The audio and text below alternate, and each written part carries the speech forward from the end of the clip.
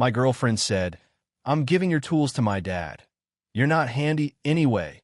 $15,000 worth of professional carpentry tools for my 20-year career. I said over my dead body. She had them picked up while I was at a job site.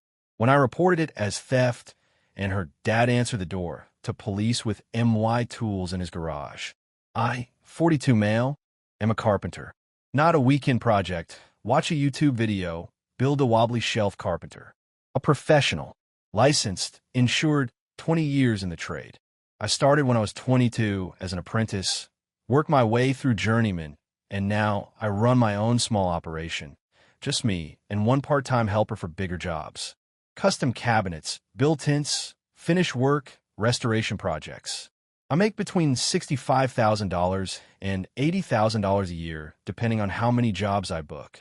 It's physical, it's demanding, and I love every minute of it. My tools are my livelihood. I need people to understand that before anything else in this story makes sense. A carpenter's tools aren't like a regular person's toolbox from Home Depot. My collection has been built over 2 decades, piece by piece. Some of it bought new, some inherited from my mentor when he retired, some picked up at estate sales from other tradesmen. We're talking about a Festool track saw system, $1,400, a SawStop job site table saw, $1,800, a full set of Lie-Nielsen hand planes, about $2,200 for the collection, a Festool domino joiner, $1,100, 3 cordless Makita drill/driver sets, a DeWalt planer, a Bosch router kit, clamps, so many clamps, chisels, marking gauges, Japanese pole saws, levels, squares, and about 40 other items I'm not going to list individually. Total replacement value, roughly $15,000. And that doesn't account for the fact that several pieces are discontinued and can't be replaced at any price. These tools live in my garage, organized, labeled. Each one has a place. I maintain them religiously, sharpening, oiling, calibrating. It's not OCD. It's professional practice. A dull chisel is a dangerous chisel. A miscalibrated saw ruins material. I treat my tools the way a surgeon treats their instruments because functionally, that's what they are. Now, my girlfriend. We've been together about 2 years. She moved into my house about 8 months ago. I own the house, bought it 11 years ago, fixed it up myself, obviously. 3-bedroom, detached garage that I converted into my workshop. The workshop is the reason I bought the place. She worked in insurance, claims adjuster. Made decent money. We split household expenses roughly proportional to income. I covered about 60%, she covered 40%. Fair arrangement. No complaints. Her dad is retired. Used to work in auto body repair. He fancies himself a handyman, the type who watches home renovation shows and thinks that qualifies him to knock out load-bearing walls. He'd been doing projects around his own house since retiring and had been dropping hints for months that he needed better tools. His stuff was mostly Ryobi and Harbor Freight. Fine for homeowner stuff, but he'd been eyeing my professional gear every time he came over. Every visit, he'd wander into my garage and start handling things. Picking up my planes, testing the weight of my chisels, opening my Festool cases. I find fingerprints on blades I just cleaned. He'd say things like, I could really use something like this for my deck project. Or, must be nice having all this equipment just sitting here. Just sitting here. Like my tools were decorative. I was polite about it. I'd steer him away from the expensive stuff. I even lent him my cordless Makita Impact driver once for a weekend project. He returned it with a strip chuck and sawdust packed into the vents. Didn't mention the damage. I spent an hour cleaning and recalibrating it. After that, I stopped lending tools. I told my girlfriend, "Your dad is welcome here anytime, but the workshop is off limits unless I'm in there." She called me territorial and selfish. Then about 3 months ago, the comments started. We were having dinner, and she brought up her dad's upcoming kitchen renovation. He wanted to redo the cabinets himself. She said, casually, "I told him he could borrow your cabinet saw and the Festool stuff for a few weeks." I said no, absolutely not. Those are professional tools, and they don't leave this garage. She stared at me like I'd refused to donate a kidney to a dying child. It's just tools. He'll give them back. He returned my Impact driver damaged and didn't even tell me. The answer is no. That was one time. Once is enough. When we're talking about equipment, I need to earn a living. She dropped it, or I thought she did. 2 weeks later, she tried again. This time the angle was different. She said, you have way more tools than one person needs. My dad is retired and bored, and this would give him something to do. Why don't you just give him some of the ones you don't use every day? I use all of them. You cannot possibly use every single tool in that garage. I rotate seasonally depending on a job. I used every piece in that garage at least once in the past year. They're not duplicates. They're not extras. They're my professional kit. She huffed and said, "You're so precious about your little workshop." Little workshop. 20 years of my career distilled into little workshop. I'll let it go because I'm dumb sometimes. Then about 6 weeks ago, she said the thing. We were in the kitchen. She'd been on the phone with her dad. She hung up and said, "I'm giving your tools to my dad. Some of them, at least. You're not even that handy. You just make cabinets. He's doing real renovation work." I put down my coffee. "What did you just say?" "My dad needs them. You're being ridiculous hoarding thousands of dollars worth of equipment when family needs help. Those tools are my income. They're how I pay for this house that you live in." "Oh, here we go. My house, my tools, my garage. Everything is yours. What's even mine in this relationship? Your stuff is yours. My tools are mine. That's how personal property works. I'm giving them to him. You could buy new ones." I stood up from the table. I remember my hands were shaking, not from fear, from trying extremely hard not to raise my voice. I said, very clearly, "Over my dead body." She rolled her eyes and left the room. I thought that was the end of it. I thought the firmness of my response had closed the conversation. I went back to work the next day. Had a 3-week custom built-in job on the east side. Long days, early starts. I was wrong. Update 1. The theft 4 days later. I came home on a Thursday at about 5:30 p.m. Pulled into the driveway. Hit the garage door opener. The door went up. The garage was empty. Not completely empty. My workbench was there. The pegboards on the walls were there, but bare, just the hooks with nothing on them. The shadow outlines where tools had hung were visible on the painted drywall like a crime scene. My rolling tool chest, a 52-inch Husky unit that I'd had for 12 years, was gone. The Festool sustainer stack gone. The saw stop gone. The Lie-Nielsen planes in their custom felt line case that I'd built myself gone. Everything. I sat in my truck for about 3 minutes. Not dramatically, just processing. Because my brain was going through the same thing it does when I see a measurement that doesn't make sense. Rechecking, looking for the error. But there wasn't one. The garage was empty. I walked into the house. My girlfriend was on the couch watching something on her iPad. She looked up and smiled. "Hey, how was work? Where are my tools?" "Oh, my dad picked them up today. He brought his buddy with the trailer. They got everything out in about 2 hours. He was so happy." She said it like she was telling me she'd picked up dry cleaning. "You gave my tools to your father. I told you I was going to. And honestly, it was just easier to do it while you were at a job site, so you wouldn't make a scene." I want to describe what I felt in that moment, but I honestly can't. It was beyond anger. It was the specific feeling of someone taking the thing you built your entire adult life around and treating it like surplus junk at a yard sale. My hands went numb. My vision sort of narrowed. I had to sit down. Those tools are worth over $15,000. Several pieces are irreplaceable, and I have jobs scheduled for the next 2 months that I cannot complete without them. You're being so dramatic. Just rent tools or buy new ones. They're things. They're how I make money. I have a cabinet installed next Tuesday. How am I supposed to show up without a track saw? Borrow one. From who? I don't know. Other carpenter people. I pulled out my phone and called her father. He picked up on the second ring, cheerful as anything. "Hey, son. Thanks for the tools. Your girl told me you wanted to clean out the garage, and she figured I could put them to good use. I've already got the table saw set up. Beautiful machine." He thought I donated them. She told him I was cleaning out the garage. I said, "Sir, I did not authorize this. Those are my professional tools. I need them back immediately." There was a pause. Then he said, "Well, she said you agreed to it. And we already moved everything in. My buddy and I spent 3 hours organizing. I'm not hauling all that back. I'm asking you to return my property.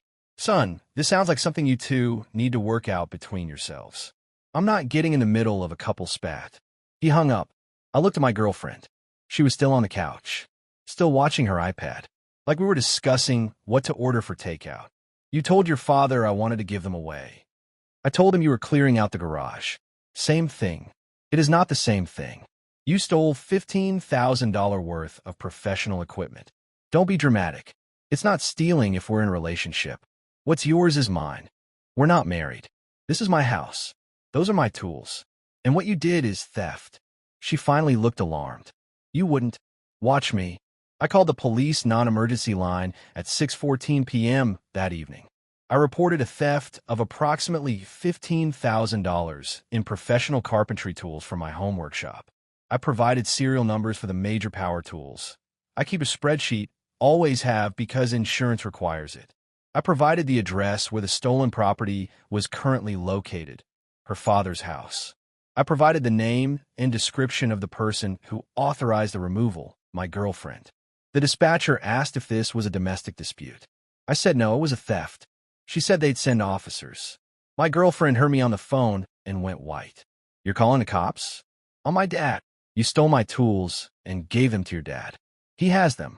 The cops will go where the tools are. He's 63 years old. He has a heart condition.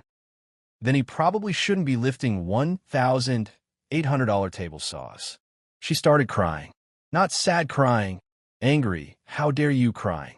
She called her dad to warn him. I know because I could hear her in the bedroom. Dad, he called the police. Don't answer the door. Too late. 2 officers showed up at her father's house about 40 minutes later. I know the details because the responding officer called me afterward to take my statement. Here's what happened. They knocked. Her father answered. They asked about the tools. He said, and I quote from the report I later obtained, "My daughter's boyfriend gave them to us. They were a gift." The officers asked if he had any documentation of the gift, a text, an email, anything in writing. He did not. They asked him to show them the tools. He opened his garage. There they were. All of them. Stacked on tables. Some already moved to shelving he'd apparently bought at Lowe's that afternoon. My saw stop still had the registration sticker with my name on it. Several of the Festal cases had my initials engraved on them, something I'd done years ago for exactly this kind of scenario. The officers told him that I was claiming the property was taken without authorization and that this appeared to be a theft report, not a domestic misunderstanding. They told him he had 2 options: return the property voluntarily, or they document everything and forward the case to the Detective Division for potential felony theft charges. In our state, theft of property valued over $5,000 is a felony. Felony. That word tends to clarify things. Her father, to his credit, didn't argue with the officers. He just looked stunned. He said, I thought they were a gift. My daughter told me he was giving them away. The officers noted that in the report. They also noted that he was cooperative. That matters.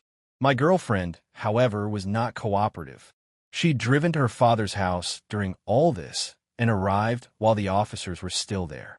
She started yelling at the cops, at her father, at the general concept of accountability. She told the officers I was vindictive and controlling, and that this was retaliation for a relationship argument. One of the officers told her, calmly, that taking someone's property without their consent and transporting it to another location was, by definition, theft, regardless of the relationship between the parties. She called him condescending. I later read in the report that the officer described her demeanor as hostile and uncooperative. The tools were returned the next day. Her father hired the same buddy with the trailer and brought everything back. He carried each piece in himself. Carefully. I'll give him that. When he was done, he stood in my driveway and said, I'm sorry. I genuinely thought you'd agreed to this. I believe him. I told him that. I said, I know she lied to you. I don't hold this against you. He nodded. Then he said, she's always been like this. Takes what she wants and figures people will just adjust. That sentence sat heavy. Update 2. The aftermath and the insurance play, 2 weeks later. So the tools came back. Most of them were fine. Her father had only had them for about 18 hours before the police showed up. But a few pieces had issues. One of my Lie-Nielsen block planes had a nick in the blade. My Festal domino had sawdust in the cartridge housing. He'd apparently used it already. And my saw stop had been set up on an uneven surface in his garage, which meant the alignment was off. I spent an entire Saturday recalibrating and cleaning everything. Cost me a full day of billable work, which at my rate is about $450. But the tools were back. I could work. That was the priority. Now, my girlfriend didn't leave after the police incident. I know what you're thinking. Why didn't I kick her out immediately? Here's the reality. In our state, even though she wasn't on the deed or the mortgage, she'd established residency after 8 months.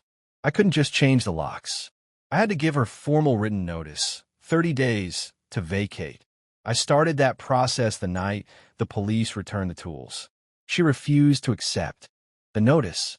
Literally. I handed her the paper, and she said, "I'm not taking that." "You don't have to take it. I'm also sending it via certified mail. This is your 30-day notice to vacate my property. You're evicting me? Over tools. I'm ending this relationship and asking you to leave my home because you stole from me and showed zero remorse." I didn't steal anything. I relocated things within the family. There is no within the family. We're not married. We're not even engaged. You took my property without permission and gave it away. The police agreed with me. The police are idiots. Cool. You can tell the detective that when they follow up on the case. That shut her up. Briefly. Over the next 2 weeks, the entitlement didn't just continue, it metastasized. She told everyone, her friends, her family, our mutual acquaintances, that I'd sicked the police on a 63-year-old man with a heart condition over some power tools. She framed it as elder abuse. She actually used the term elder abuse. Her mother called me and said, "How dare you send armed officers to my husband's home? He could have had a cardiac event." I said, "Then maybe your daughter shouldn't have committed a felony using his address as the drop point." She hung up. Her brother got involved next. He called me and tried the tough guy routine. "You need to drop the police report and apologize to my father. Your sister needs to apologize for stealing my livelihood. They're tools, man. You're ruining a family over tools. They're $15,000 worth of professional equipment that I need to earn a living. Would you be calm if someone emptied your office and gave your computer, your files, and your desk to their dad?" "That's different." "Ow." He couldn't answer that. He just said, "This isn't over," and hung up. It wasn't over, but not in the way he meant. Here's where the insurance angle comes in. After the theft, I called my homeowner's insurance to document the incident. Even though the tools were returned, I wanted it on record in case anything was missing or damaged that I hadn't yet discovered. My insurance agent asked me to file a formal claim for the damage to the 3 affected tools. The total damage was modest. The Lie-Nielsen blade replacement, $85. The Festool domino cleaning and recalibration by an authorized service center, $220. And the half-day of lost work for $150. About $755 total. Not a massive claim, but the principle mattered. Here's what I didn't know. When you file a homeowner's insurance claim involving theft, the insurance company has the right to pursue subrogation, meaning they can go after the responsible party to recover the costs. My insurance company sent a letter to my girlfriend, as the person identified in the police report as the one who authorized the removal, informing her that they were seeking reimbursement of $755 plus administrative fees. She received that letter on a Tuesday. I know because she came home from work holding it like it was a rattlesnake. "Your insurance company is coming after me for $700. $755 plus fees, actually, for the damage your dad did to my tools during the 18 hours he had them. This is insane. I'm not paying this. You can take that up with their collections department. Not my call anymore." She then tried something that I genuinely did not see coming. She went to a lawyer, a consultation, not a retainer, and tried to argue that because we'd been cohabiting for 8 months, she had a claim to shared property, including the tools. The lawyer, and I know this because she told me about it during one of our arguments, seemingly not realizing how badly it reflected on her, told her that in our state, cohabitation does not create community property rights. The tools were purchased before the relationship, registered in my name, insured under my policy, and documented in my business records. She had no claim. She said the lawyer was unhelpful and probably on your side because you're both men. I didn't respond to that. Meanwhile, the police case was progressing. The detective assigned to the case called me for a follow-up interview. I provided everything: the serial number spreadsheet, the insurance documentation, the photos I'd taken of my workshop before and after, the text messages where my girlfriend discussed giving the tools away, and, critically, the text where she admitted she'd done it while I was at a job site specifically to avoid confrontation. That last detail was important because it demonstrated premeditation. The detective also interviewed her father, who cooperated fully and confirmed that his daughter had told him I was cleaning out the garage and wanted him to have the tools. His statement directly contradicted my girlfriend's claim that I'd somehow agreed to this. The detective called me back and said the case was being forwarded to the DA's office for review. He said he couldn't guarantee charges would be filed. DAs have discretion and sometimes decline cases that involve relationship disputes, but the evidence was straightforward and the value clearly exceeded the felony threshold. 2 weeks into the 30-day notice period, my girlfriend came home with her mother. They sat at my kitchen table in my house, and her mother delivered what I can only describe as a monologue. She said I was tearing apart a family over a misunderstanding. She said her husband was humiliated and hasn't slept since the police came. She said her daughter made a mistake, but her heart was in the right place. She said I should drop the charges. I didn't press charges. The state does, but she didn't understand that. And then she said the part that really got me. You know, my daughter could have done a lot better than a carpenter. She chose you. She chose to live in your little house and support your little business. And this is how you thank her. My little house that I own, my little business that generates $80,000 in a good year and has a client wait list. I said, your daughter stole from me. She admitted it. It's documented. I've asked her to leave, and she has 15 days remaining on her notice period. I think we're done here. Her mother stood up and said, you'll regret this. Men like you always end up alone. I said, I'd rather be alone with my tools than in a relationship without them. She didn't have a comeback for that. Update 3. The resolution, 5 weeks later. This is the final update. Go to lay it all out. My girlfriend moved out on day 28 of the 30-day notice. 2 days early. She took her clothes, her kitchen stuff, her bathroom products, and the TV in the bedroom that was actually hers. Fair. She also took the shower curtain, every roll of toilet paper, and the bath mat. Petty. I drove to Target and spent $34 replacing the essentials. Moved on. On her way out, she stood in the driveway and said, I hope you and your precious tools are very happy together. I said, we will be. The Lie-Nielsen planes send their regards. She didn't get the joke. She wouldn't. Now the legal stuff. The DA's office reviewed the case and made a decision I was prepared for, but still stung a little. They declined to file felony charges. The reasoning, as the detective explained it to me, was that the property had been returned within 24 hours. The father's cooperation demonstrated he believed the tools were given willingly, and the relationship context made a jury conviction uncertain. The detective was apologetic about it. He said, personally, I think she should be charged, but the DA has to think about what they can win. I get it. I don't like it, but I get it. The system isn't built for cases where your girlfriend steals your stuff and cries about it when she gets caught. If I'd been a stranger, she'd have been charged in a heartbeat. But because we shared a bed, suddenly it's complicated. That's reality. I'm not going to pretend it didn't feel like a gut punch, though. But, and this is the important part, the DA's office didn't completely let her off. They offered her a pre-trial diversion agreement. Basically, she wouldn't face felony charges, but she had to formally acknowledge in a signed document that she took the property without authorization. She had to pay restitution, the $755 in damages, plus a $200 administrative fee.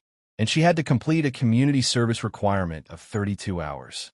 If she completed everything within 6 months, the case would be sealed. If she didn't, the felony charge could be reinstated. She signed it. She didn't have much choice. Her lawyer, she'd apparently retained one by this point, told her it was the best outcome she was going to get. The restitution check arrived about 3 weeks later, $955. I deposited it and used it to buy a replacement blade for the Lie-Nielsen and to pay for the Festal service appointment. The remaining amount went into my tool fund. Her father reached out to me once after she moved out. A text. It said, "I'm sorry for my part in this. I should have verified with you directly. I know better." I replied, "I appreciate that. No hard feelings toward you." And I meant it. Her dad was used. He's guilty of being gullible and maybe a little too eager to accept free professional grade tools without questioning the source. But he didn't know. She lied to him and used his trust to execute the theft. He's not the villain in this story. He's collateral damage of his own daughter's entitlement. Her brother never reached out again. Her mother never reached out again. I blocked both their numbers after the kitchen table ambush. No regrets on that front. The insurance subrogation resolved itself when the restitution payment came through. My insurance company closed the claim with no impact on my premium. My agent said it was one of the cleanest theft and recovery cases she'd processed. "Usually the tools end up on Craigslist," she said. "At least yours were just in a garage." Now, my life after. I spent the first weekend after she moved out deep cleaning my workshop. Every surface, every tool, every case. I reorganized the entire space, rehung the pegboards, added new foam inserts to my Festool sustainer stack, sharpened every chisel and plane blade, set up my saw stop on a new leveling platform I built from Baltic birch plywood. Took about 9 hours. It was the best Saturday I'd had in 2 years. I also installed a deadbolt on the garage door, separate from the house, separate key, and I bought a basic security camera, a $60 Wise Cam, and mounted it inside the garage pointing at the door. Not because I'm paranoid, because I learned the hard way that trust isn't a security system. Work picked up. I'd lost one client during the tool crisis. The cabinet install I'd had to postpone while the tools were missing. They went with another contractor. That hurt. About $4,200 in lost revenue. But my other clients stuck with me, and I actually picked up 2 new jobs through referrals in the weeks after. The backlog is healthy. I'm booked out about 6 weeks right now. I still have a spreadsheet of every tool with its serial number, purchase date, and estimated value. I updated it after the incident, added photos of each piece, and stored copies in 3 places: my computer, a USB drive in my truck, and printed copies in a fireproof document bag in my closet. Overkill? Maybe. But I'll never be in a position again where someone can take my livelihood and claim it was a misunderstanding. Some people have asked if I miss her. Honest answer, some days. Not her specifically, but the version of her I thought existed. The woman from the first year who respected my work and seemed proud when I'd show her a finished cabinet. That person either changed or never existed. I don't know which is worse. My buddy on the crew, the part-timer who helped me on big jobs, came over last week to help me with a built-in bookcase project. He walked into the garage, looked at the reorganized space, the new camera, the deadbolt, and said, "Dude, the garage looks incredible." I said, "Yeah, amazing what you can do when nobody's giving your stuff away." He laughed. I laughed. We built a bookcase. It was a good day. I don't have a grand takeaway here. I'm not going to pretend this experience taught me some beautiful life lesson about resilience or whatever. What it taught me is simpler and uglier. Some people see what you've built, and instead of admiring it, they calculate what they can take. And when you say no, they don't hear a boundary. They hear a challenge. Protect your tools. Protect your work. And if someone calls your 20-year career a little workshop, believe them the first time. They're telling you exactly how much they respect what you do.